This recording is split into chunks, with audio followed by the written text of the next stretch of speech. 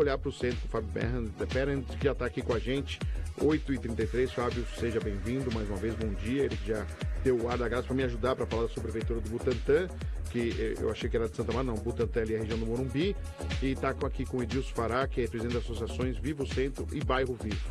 O programa está com você, bom trabalho aí, bom dia, Fábio. Bom dia, Fred Júnior, bom dia a quem acompanha a Guardiã da Notícia pelo FM 82.3, pelo portal aguardiandanoticia.com.br. Convidado de hoje do Olhar para o Centro, Edson Nassif Fará. Edson é um dos primeiros lutadores pela qualidade de vida nos bairros e no centro de São Paulo. Ele é um dos fundadores da ONG Bairro Vivo, a mais antiga do Brasil, cuidando da qualidade de vida nas cidades. E da Bairro Vivo surgiu a Viva o Centro, lá nos anos 70, né, Edson? 90. Lá nos anos 90. A Bairro Vivo surgiu em 76 e a Viva o Centro em 91. Vivo Centro em 91, 35 anos fundada pelo Henrique Meirelles. Depois teve uma transição, o Meirelles tinha mais o que fazer da vida, como cuidar do Banco de Boston, por exemplo, apenas isso, né? Mas são duas instituições aí que têm uma marca de qualidade, de aguerrimento para tentar preservar a qualidade de vida na cidade de São Paulo, especificamente no centro. ONGs que sofreram também com a mudança de comportamento da sociedade lá na segunda metade do começo dos anos 2000 e tiveram, logo na pandemia, um pouco antes da pandemia já, elas renasceram, né?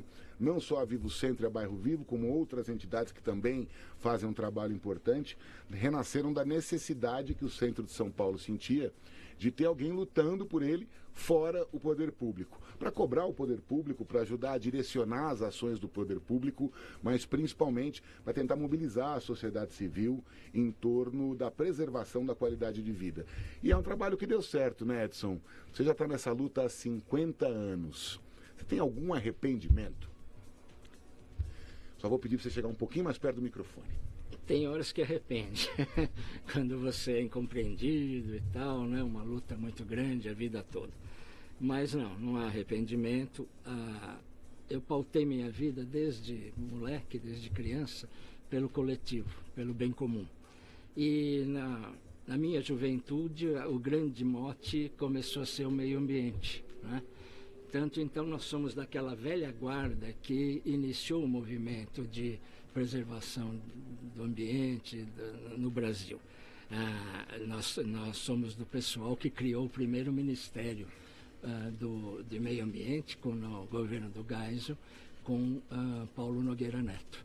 E assim veio depois, no governo Montoro, criamos a primeira Secretaria de Estado de Meio Ambiente, isso em 1983, quando Montoro assumiu, né, o primeiro governador eleito depois da ditadura, vamos chamar assim, e assim foi. Então, foi sempre nessa lida de cuidar do bem-estar, porque nós dizemos o seguinte: a questão do meio ambiente tem a ver com a saúde física e psicossocial do ser humano, não só do ser humano, dos outros entes, dos animais também. E não há possibilidade de felicidade, entre aspas, para o ser humano se não tem um habitat, um meio ambiente sadio.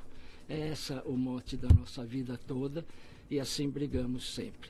E nessa esteira, tentando aculturar o empresariado brasileiro para que assumisse o seu papel de construtor social, que não era no Brasil, o empresariado não tinha essa pegada, né? Como tem o americano, como tem o europeu, né?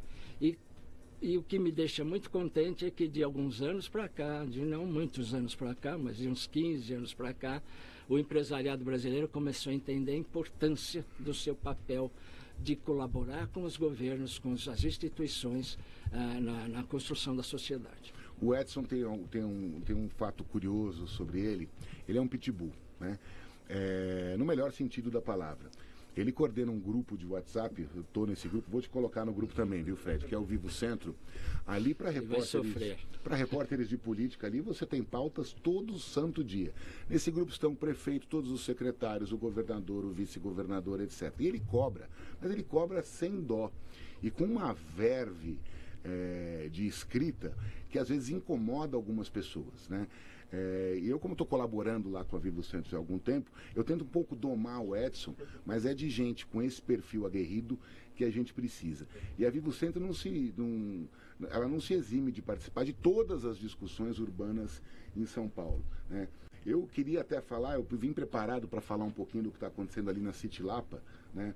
Mas vamos deixar para lá, porque aquele tipo de gente eu acho que não merece nenhum tipo de consideração, né? Quem liga caixa de som com heavy metal no domingo de manhã ao lado de um asilo, né, vai pagar essa conta de um jeito. Eu acho que não vai ser com a lei dos homens. Tomara que não seja com a lei dos homens. Paga cosmicamente. Exatamente, vai pagar de outro jeito. Mas a gente Eu devo dizer que quem fundou a Sociedade da Lapa fomos nós. Eu fundei muitas sociedades amigos de bairro nesses 50 anos. A Bosque da Saúde, a City Lapa, o Viva Pacaembu, tudo saiu de nós. A Associação City Lapa está fazendo o papel dela, né? Porque o direito a reclamar então na justiça, equivocada no judicialmente ou administrativamente, eles têm todo o direito de reclamar, e eles têm um direito que é o que está na lei. Ali é uma região residencial. Agora, alguns indivíduos, né, usando a lei como muleta para crueldade, estão aprontando ali com os velhinhos. Parece que nesse final de semana teve bomba às 7 horas da manhã jogada dentro de um asilo. Uma bombinha. Ok, uma molecagem. Mas são velhinhos, alguns com mais de 100 anos de idade. Não é assim que vai resolver o problema. Não é assim que vai resolver o problema, e sim, vamos passar, que a gente tem uma outra discussão urbana muito séria aqui na cidade. Ela é polêmica, muita gente contra, muita gente a favor, que é o Boulevard São João. Apelidado aí a contragosto do prefeito de Times Square paulistana, né? Mas o Boulevard São João, ele tem uma contrapartida que muita gente esquece, que é a revitalização total daquela região, da Igreja dos Pretos, de toda a praça, de toda aquela região central da cidade, com um investimento privado. E a Justiça suspendeu, através de liminar, pelo menos temporariamente, a montagem desse Boulevard São João. Associações como a ProCentro e a Movicentro já se declararam plenamente a favor. A Vivo Centro tem uma posição um pouco diferente, né, Edson? Eu gostaria de explicar. A Vivo Centro é bairro vivo. Não é que eles são contra, mas acham que o projeto é pequeno para o que a região necessita. Explica pra gente, Edson. O que acontece aí é que eu entendo que o projeto ele é pequeno, ele é mesquinho em relação ao tamanho da cidade mundial que nós somos e do centro, que o nosso centro é um centro cultural, de turismo, etc. Então, eu entendo que um projeto assim pontual, realmente ele serve para uma coisa que não é boa, que é estuprar a lei da cidade limpa, num primeiro momento. Porque na hora que você abre uma brecha na lei Cidade Limpa, se você abriu num lugar, obviamente, com a nossa indústria de liminares que temos no judiciário desse país, haverá luminares para dizer por que não na Paulista, por que não na Faria Lima, por que não. E aí acabou a lei Cidade Limpa. Esse é o primeiro ponto. Então eu entendo que devesse ter sido feita uma lei específica, e essa é a minha diferença com o meu querido prefeito Ricardo Nunes, melhor prefeito nos últimos 25 anos de São Paulo. Isso eu afirmo com toda a tranquilidade. E então aí eu entendo que houve um equívoco de dimensão. Eu insistia que deveria ser feita uma lei específica para retomar nossa Cinelândia, que não seria bem Cinelândia, que hoje em dia não se tem mais, mas nós estamos com 8 cinemas maravilhosos, tombados na área do centro, onde nós faríamos a nossa Broadway paulistana. Isso para Folie Bergère, para shows, para espetáculos, enfim, para tudo que se pudesse fazer como a Broadway. Aí sim, não essa Times Square, que é algo meio, eu digo, pequeno para o que é São Paulo, a cidade mundial. Essa é só a diferença. Estou promovendo um seminário com todos os urbanistas e pessoal qualificado, deve acontecer nos próximos dias, para nós discutirmos com mais profundidade. Ao vir essa... já estava assentado essa questão do Times Square e fui surpreendido com essa ação que o André Matarazzo resolveu ser patrono, pedindo a suspensão. Eu entendo que ele está absolutamente certo, porque a Lei Cidade Limpa foi feita na gestão dele, com o Kassab, etc., né? Ele era o secretário de subprefeituras e tudo mais. E a Lei Cidade Limpa ela partiu da Bairro Vivo, do Lambi-Lambi. Nós fizemos um trabalho lindíssimo mostrando o horror que era a cidade de São Paulo. E aí o Kassab entendeu aquilo, a André Matarazzo, fizeram a Lei Cidade Limpa, que foi o maior sucesso da gestão dele.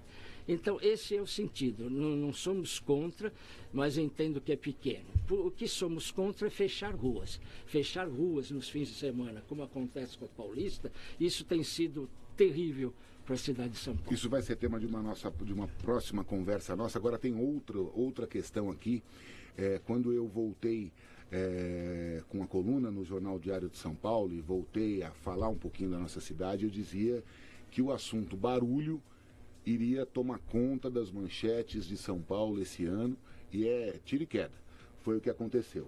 Há um grande movimento aí para tentar reduzir a emissão da poluição sonora. Moradores do centro da cidade, principalmente também da região da Avenida Paulista, reclamando muito do barulho. O barulho dos shows no Vale do Anhangabaú e o barulho na Avenida Paulista aos domingos. Eu acho muito legal a Paulista fechada, eu adoro a Paulista fechada, mas falta ali um regramento mais específico, mais cuidadoso e fiscalização, porque não dá para alguém ter uma caixa de 2.000 watts. A poluição sonora, né? Na frente de um prédio residencial, fazendo karaokê e cobrando por isso às 9 horas da manhã. A prefeitura está de olho nisso, né, Edson? Nossa, nossa lida e luta toda a vida, porque não é assim que se protege a qualidade de vida, né?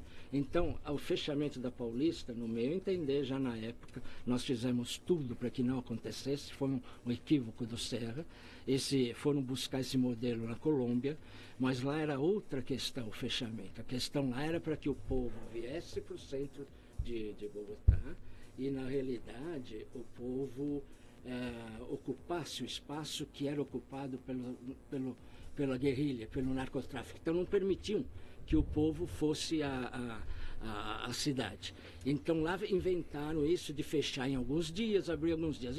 Então, resolveram imitar isso aqui, que não era o caso, principalmente em artérias principais, porque é uma artéria que tem hospitais. Quer dizer, então, esse fechamento tumultua muito todo fim de semana a vida, a dinâmica da cidade. Bom, feita essa decisão foi tomada, fecharam o Paulista, muito bem, há regras muito claras, mas que não são obedecidas. Isso que é o lamentável no Brasil. Então você faz uma lei e você põe normas, etc., e as normas sempre são absolutamente violentadas, não são obedecidas. Porque há normas, é proibido som de encaixe acústica, é para artista que toca o seu violão, é artista que toca um violino, né? Como a gente vê na Europa, essas coisas assim. Aqui virou uma baderna. Então a Paulista realmente, no meu entender, é um horror aos fins de semana, e nós estamos nesse movimento com a Paulista para Todos, com a Viva Paulista, e todas as entidades de bairro, inclusive na questão do barulho. O barulho é algo muito sério na qualidade de vida,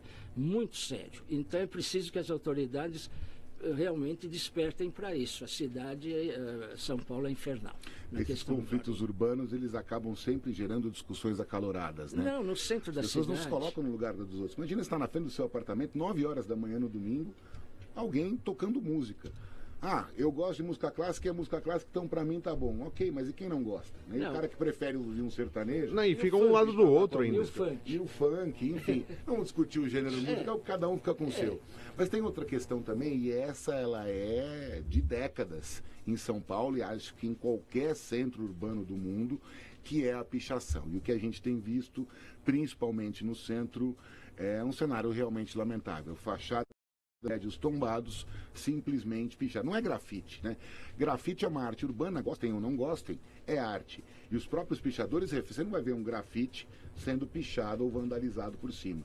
Mas uma fachada de um prédio histórico ou de uma loja, não há uma loja no centro de São Paulo que não tenha no mínimo a sua porta de ferro, aquela porta basculante 100% pichada. Isso é muito triste. O que fazer em relação a isso, Edson? Se você me permitir, essa questão da pichação é algo atravessado na garganta, porque isso é muito mais profundo do que se imagina. Isso aí é guerrilha urbana. Isso aí é absolutamente organizado como células. São grupos organizados, marmanjos, que têm estrutura, têm material e eles se articulam em todos os bairros por grupo de WhatsApp, e mal um prefeito pintou um viaduto, aparece um prédio novo, um tapume qualquer novo numa construção, tudo isso é interligado, no dia seguinte está pichado. Eu corro pela madrugada e já flagrei um monte. Então chego em carros, molecada ou homens, não é molecada, carros até de luxo, descem e é tudo articuladíssimo e picham. Então, por exemplo, o subprefeito da área do Tatuapé, ele pinta o viaduto Antônio de Barros toda semana. E toda semana está pichado no dia seguinte. Isso, o que me deixa absolutamente perplexo é a prevaricação da polícia, que realmente é algo que está previsto como ilícito, como crime, tem uma legislação que proíbe, e a polícia, tanto a Guarda Municipal, como a Polícia Militar, como a Polícia Civil, não agem na frente deles. Outro dia o prefeito, o Coronel Salles, pintou todo o acesso à Praça Roosevelt, da Radial Leste. Pintou. No dia seguinte estava pichado, mais ou menos 1 quilômetro. Para eles picharem 1 quilômetro, não é em 5 dias. E ali está passando a polícia o tempo todo viaturas por causa de coibir a Cracolândia, a aglomeração de adictos, né? Então a polícia fica passando a noite inteira, a gente monitora tudo isso e não inibe. O que eu digo é que chegou a hora das autoridades entenderem que isso é uma questão política. É sublevação da ordem para pôr o horror na cidade, tornar a cidade feia. A cidade feia atrai o que é ruim, atrai o banditismo, o vandalismo, essa coisa toda, e expulsa o pessoal sadia, expulsa o turismo e tudo mais. O que é a cidade de São Paulo em termos de pichação não tem igual no mundo. E eu me pergunto, o que está por trás disso? Não é possível que as autoridades não enfrentem. Então é uma das minhas brigas muito sérias. É guerrilha organizada e tem partido político por trás disso. A gente, quando era criança, Fred, o Edson já estava fundando a Bairro Vivo, né? A Bairro Vivo já existia, ele já era um atuante, e a gente tinha, a pichação era algo até romântico, né? Quem não lembra de Juneca e Pessoinha, né? Os caras conseguiram pichar a cidade inteira, mas isso tomou realmente um volume e um aspecto, não é só um nome pichado na parede, né? Fica feio. Fica feio demais. Eu fico imaginando o desespero de um proprietário de uma loja no centro que tem a sua fachada pichada. Vai lá, gasta dinheiro, compra tinta, contrata um profissional, pinta a fachada e 1 ou 2 dias depois volta tudo como era. O cara não consegue ter a própria loja, o próprio comércio, o cartão de visita do seu comércio, que é a sua fachada, em ordem. E isso nas barbas, realmente, da polícia e da Guarda Civil. Mas qual que é a solução? É só simples aplicação da lei? Não. A solução é realmente cidadania dos próprios comerciantes e tal. Porque tem a pichação do próprio público, dos prédios públicos, dos monumentos, essa coisa toda. Isso aí é problema realmente que o governo tem que assumir a manutenção. Mas tem a pichação de todos os prédios particulares e comércio. E aí o que é que existe? Existe realmente uma palavra que o meu amigo não gosta, uma anomia dos próprios cidadãos. O indivíduo deixa, não, porque eu pintei uma vez e não faço mais, mas não, ele tem que pintar 1 vez, 2 vezes, 3 vezes, ele tem que fragar, ele tem que levar o pessoal, fazer o BO, exigir a lei. Quer dizer, então existiria uma forma se houvesse cidadania. Mas isso no Brasil é um pouco mais complicado. Então, a solução que eu estou tentando encontrar é passar isso para as ONGs, para as entidades. As entidades passarem a assumir essa limpeza. Fica a dica. Fica a dica, então, por nós exemplo, temos pessoal... já um projeto, né, que nós pretendemos agora, só estamos precisando, obviamente, de financiamento, de que a gente passa a limpar e a coibir e colocar câmaras, porque um dos nossos projetos... Agora o mundo mudou, né? Agora tem as câmaras, você fraga na hora, é só o governo querer. Então você fraga e a polícia chega na hora e prende. Você fazendo 6 meses de coibir, acaba o movimento. Isso que eu digo ao governador, e aí que me aborrece, ao prefeito. Eu digo e insisto, por que não toma atitude? O que é que politicamente está atrás disso? tomem atitude. 6 meses de coibir, levar o pessoal, fazer BO e aplicar a lei, eles terem que indenizar e terem que pintar e dar serviço comunitário durante 6 meses. Muito obrigada, tá? Ou, ótimo dia para nós. Na segunda vez, perde a primariedade, em 6 meses acaba esse movimento. Meu governador e meu prefeito, por que não enfrentam isso? E no mundo moderno, que empresa que não quer ter seu nome associado a uma ação que beneficia a sociedade, que beneficia o maior número de pessoas? Fica a dica aí para o pessoal das indústrias de tinta. Vamos dizer o nome aqui, a Suvinil, a Coral, o que mais que a gente tem de marca de tinta? Por que eles não podem assumir... As grandes empresas de limpeza. O fornecimento dessa tinta, né? Que eu tenho certeza que... Até casas de construção também. Não é só tinta, é lavagem às vezes, porque grande parte dos prédios pichados é granito e mármore, que é só lavar. E o indivíduo, o proprietário daquilo ali, ou o comerciante, não lava o mármore. Então aí entra o problema de educação de cidadania, né? São outras coisas. Eu só quero dizer uma frase, vai encerrar esse assunto. E essa frase é definitiva. Me falou um mentor, um filósofo, acho que o provérbio acho que é chinês. Você conhece o grau de civilização de um povo pela beleza das suas cidades. Isso diz tudo. E outra coisa, a ética, a estética está sempre junto com a ética. Ponto. Eu sabia, o nosso pessoal da retaguarda aqui é absolutamente competente. A gente falando da beleza da nossa cidade, a gente está rodando aqui imagens de um sujeito que eu ainda não conheço pessoalmente. Pretendo trazê-lo aqui, que é o Mavinho Ararconi. O Mavinho é um fotógrafo, um ilustrador, um apaixonado pelo centro de São Paulo. Tem lá o seu drone, tem as suas câmeras e o Instagram dele é praticamente 100% dedicado às imagens da nossa cidade, né? Essa é a cidade retratada aqui no Instagram do Mavinho Ararconi que a gente gostaria de ver. E o Mavinho, ele começa agora uma exposição no Edifício Itália, né? A abertura é amanhã às 6h30 da tarde, está todo mundo convidado para ir lá dar uma olhadinha. Junto com o Mavinho, ilustrações poderosíssimas. Olha só, eu com branco aqui, coisa horrorosa isso. Cadê o nome do rapaz? Meu Deus do céu. E esse eu conheço pessoalmente, o Jean Rosa, um ilustrador. Os dois se juntaram, montaram uma belíssima exposição no Edifício Itália para mostrar isso pra gente. As imagens de São Paulo que todo mundo quer ver, as imagens de todo mundo que todo mundo gostaria de ver. E não é isso que acontece, né? Pela lente de um fotógrafo experiente e talentoso, fica tudo bonito. Mas se você for olhar ali embaixo, ali ó, nós estamos ali é a Faculdade de Direito do Largo de São Francisco, a fachada da igreja embaixo, pichada ao lado, né? Realmente uma tristeza. Edson, você vai estar na exposição amanhã, você consegue ir? Vamos ver, estou um pouquinho prejudicado aí pela juventude, mas eu vou fazer força. Eu queria só deixar um recado, se possível. A gente ainda tem 5 minutos, o papo não acabou não, tá? Pode ir. Tudo é uma questão de decisão política, sempre. Imaginava-se impossível num processo de engenharia, impossível de terminar com aquele horror e desumano que era a Cracolândia, né? Que o pessoal politicamente correto, céu, né? Como é? Caos, cenas abertas de uso, né? Ridículo, Cracolândia. Então, imaginava-se impossível. Este governador decidiu que era possível. E como um processo de engenharia social bem feito, é possível.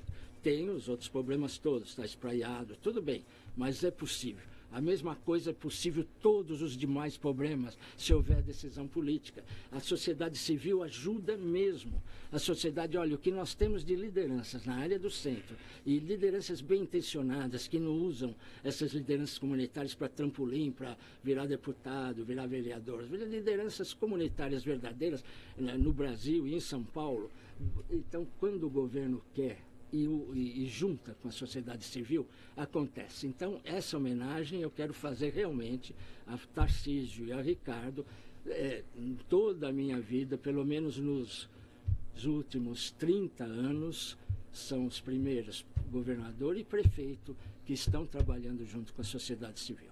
São os primeiros. Então, eles merecem o nosso agradecimento. Independente da preferência política, eleitoral, exatamente, de qualquer um. Tem que se reconhecer o trabalho. Os fatos têm que ser realmente reconhecidos. Fez é. um ano, né? Um ano do fim da Cracolândia. Eu Exato. estive lá no centro de São Paulo há 2 semanas, quando o vice-governador Felício Ramute juntou toda a equipe que participou disso. Gente de 7 secretarias do Estado, de 8 secretarias do município, técnicos, funcionários de carreira, que abraçaram essa causa há cerca de 2 anos, né? E os primeiros resultados demoraram um pouquinho para aparecer, são uns 7, 8 meses, para conseguir terminar com a Cracolândia. E o governo, o que eu achei mais interessante, tem consciência de que o problema está longe de terminar. Imagina. Mas o que terminou foi o maior aglomerado de usuários de drogas, das cenas de uso a céu aberto do mundo.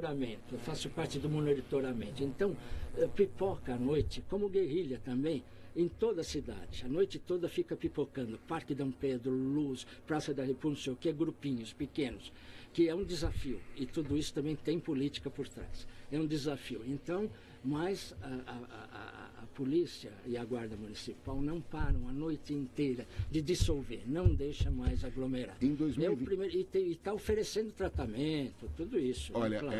Eu acho que houve uma certa habilidade política aqui de não querer estigmatizar nenhuma espécie de grupo. Isso. Mas no começo de 2024, eu recebi uma denúncia, eu como jornalista fui apurar a denúncia e fui na casa de um amigo que mora no centro de São Paulo.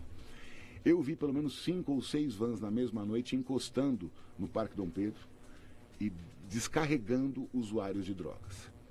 De onde eles vieram, não sei, não deu para apurar. Mas era muito comum a gente ver no Parque Dom Pedro, na Praça Princesa Isabel, eles vêm de grupos políticos, grupo político que tem a coragem de criar ONG que diz que a Cracolândia vive. Então, o que eu lamento é a falta de desamor ao ser humano que esse tipo de injunção política faz. Porque que permitir e promover que esses pobres seres que caem na escravidão do vício, que eles fiquem na rua, que eles se matem e matem. Quer dizer, o que está por trás disso? Então, eu não aceito. Edson, realmente. Foi um prazer esse papo aqui contigo. Obrigado, Fred, pelo espaço. Daqui a pouco vem o download da notícia aqui na rádio. Agora fica o último servicinho a partir de amanhã. Amanhã abertura, a partir de quarta-feira, o dia inteiro, de graça, no Edifício Itália, a exposição do Mavinho Ararconi e do Jean Rosa, Entre Tempos, o Centro e Suas Memórias. Quem gosta de imagens bonitas, só dá uma passadinha por lá para curtir esse evento cultural gratuito no centro de São Paulo. Fred, prazer, abraço, excelente semana para você e para quem está acompanhando a gente aqui na Guardiã. Obrigado. Eu que agradeço vocês aí, sempre bom, né? É uma aula também de saber de cidadania, né, em relação ao espaço da cidade, e o centro realmente é algo que a gente, quando a gente vê as coisas funcionarem, se empolga até de voltar a frequentar muito mais o centro que a gente frequentava antigamente. A gente lembra os tempos que a gente, tudo era no centro, né? Você comprar alguma coisa, querer alguma roupa, querer algum espaço público, era no centro, né? Era assim, vou pra cidade, a gente falava, né? Era assim que falava, vou pra cidade. Era assim que falava. É o downtown. Exatamente. Gente, muito obrigado mais uma vez pela companhia, pela audiência. Nós voltamos amanhã, a partir das 7 da manhã, Cidade na Cidade, exatamente com esse trabalho, buscando aí, quem sabe, uma São Paulo muito melhor para todo mundo poder aproveitar. Vamos, claro, voltar amanhã, mas daqui a pouco tem download da notícia, primeira edição, para você que está conectado, sintonizado aqui na Guardiã da Notícia. Bom dia a todos, boa semana, até daqui a pouco. No Manai Gastronomia, nossa comida é feita com amor, inspirada na diversidade de ingredientes e paladares.